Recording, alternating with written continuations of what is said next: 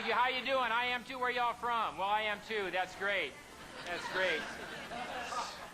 So the Nixon Library opened, and so people started talking about Watergate again. Remember Watergate? The Republicans burglarized the Democratic headquarters, trying to learn the secrets of being out of office.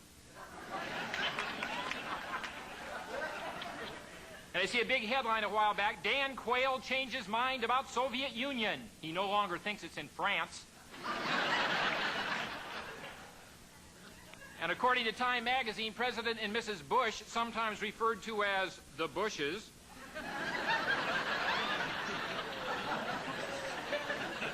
they wake up every morning to country music. See, that way they're assured the day can only get better.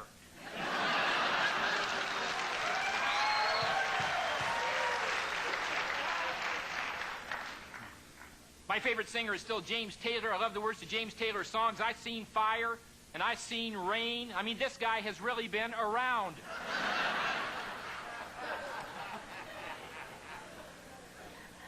I like those late-night record offers on television. Original hits by original artists. Oh, no, no. I want second-hand flops by thieves.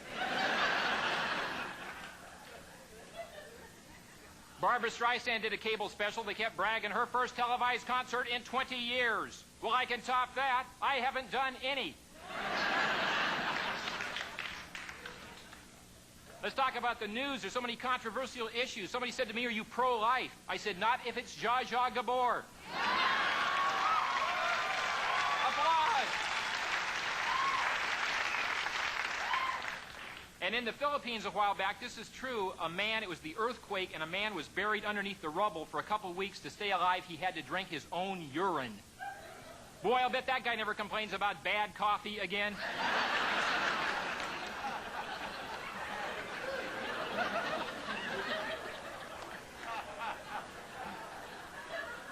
Now, I've said many times before, I come from Seattle up in Washington.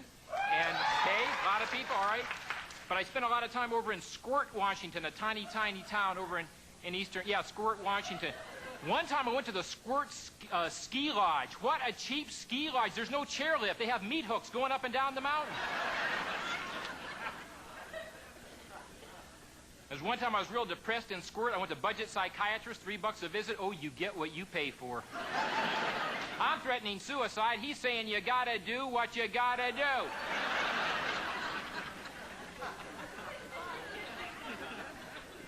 Hey, I've been real depressed the last few days. I read this article that said your car reflects your personality. I don't have a car.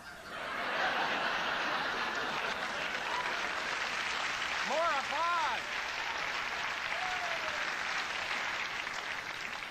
I had a car one time. It was a 1979 Chrysler. Talk about underpowered. I was driving. I pushed in the cigarette lighter. The car slowed down.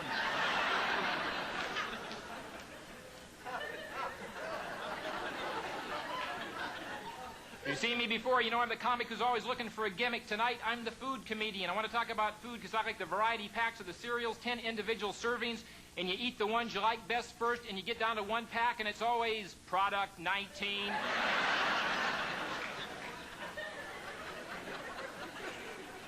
This friend of mine mixes Nabisco shredded wheat and grape nuts in the same bowl. Oh, I'm anxious to try that. I've never eaten hay and little rocks at the same time.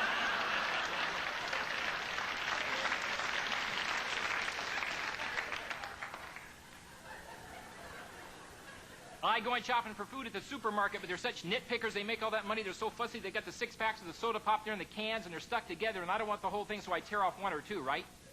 They get real mad if you do that with bread.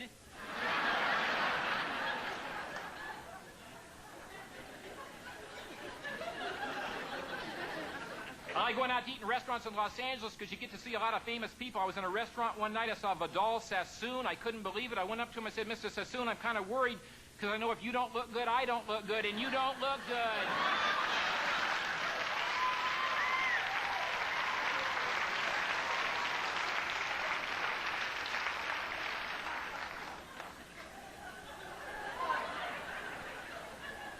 Oh, yeah, that's enough about food. What about this deal? You get out of the shower, start to blow dry your hair. After just a few seconds, you turn off the hair dryer because it produces some kind of a noise which makes you think you heard the phone ring.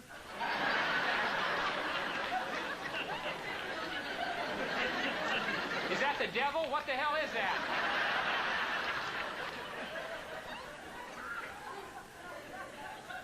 I was watching television the other night. I saw Fatal Attraction, sometimes known by its other title, Damn, I Should Have Got a Hooker.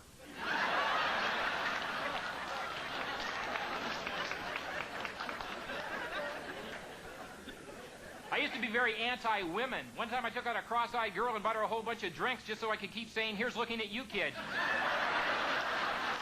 Enjoy talking to you. Thank you very much.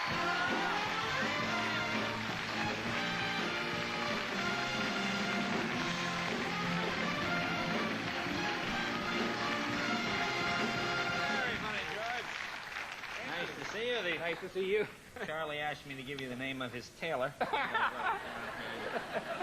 Right in Thank your you, Charlie. I pocket a little appreciate bit that. later. You get yourself something.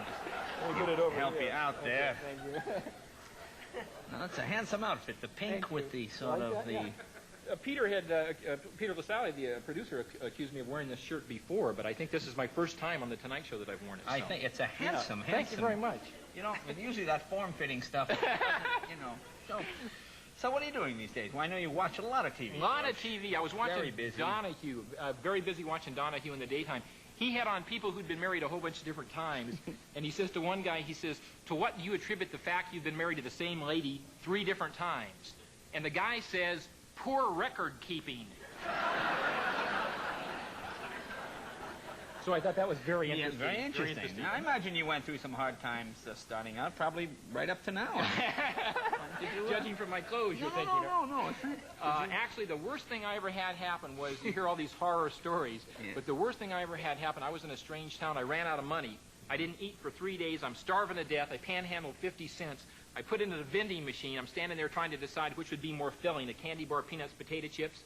Before I could decide, some wise guy walks by and pushes gum.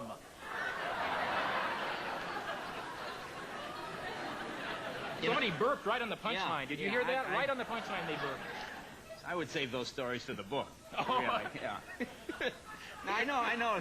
I saw you today. We were kidding, Right. Candace Bergen, but I saw you reading the tabloids while you were putting makeup on you. Now, do you get jokes out of there? My favorite story of all time, I couldn't believe it. Doctor's mistake turns man into a woman.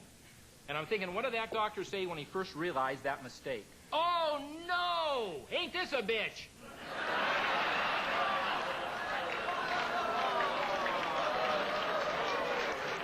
A little corny, but it works. It's fascinating to watch a crowd turn. Turn on a person. You know, just to slowly turn, and if they grab you by the neck. You know what? So pet peeves? Any pet peeves? That's I know Well, I you're, was talking about the you're hair pet dryer peeve thing. comedian. Yeah, I'm the pet peeve comedian sometimes.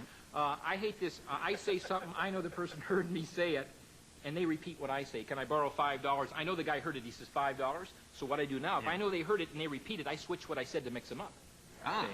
Like I'm in this restaurant, waitress came over very plainly. I said, no dessert. She said, no dessert? I said, apple pie. She said, apple pie? I said, no dessert. Kind of tapered off there. Yeah, no, and then what is that? Now, how about a comedy album? Now, you know, you're one of the few guys that hasn't done an album. I'll tell right? you something. Yeah, that's absolutely true. I was offered an album. I never told you this story. No. But fortunately. But I was offered a comedy. I didn't think that the company knew what they were doing because I had bought one of their records years ago. It was Beethoven's Fifth Symphony in C minor. But then on the flip side, they had Beans, the musical fruit. So I don't know. Yeah. I think there was something wrong there. Yeah. Now, how's the family You're doing? acting like you're really interested in this I stuff. am very interested. How's your mom doing? I know your mom's a lovely woman. My Hard mom to is, believe that you sprung from that, but my she's a mom lovely woman. She is a nice woman, but you know how parents can be quite annoying. I've heard you talk about my mom. She drives you up the wall and then wants gas money for the trip. She's my Uncle Paul is watching tonight, and Uncle Paul is a very nice guy, very economical guy, not the brightest guy in the world. For years, the only kind of ice cream he ever has is vanilla chocolate chip. So one day he says to me, he says, you know, I've always hated those damn chocolate chips, but that's the price you have to pay if you want to eat the vanilla. What do you say to a guy who wants to take 1-a-day vitamins, but he can't figure out the dosage? What are you supposed to say to this? I think you say, we'll be right back right after this. George Miller, ladies and gentlemen.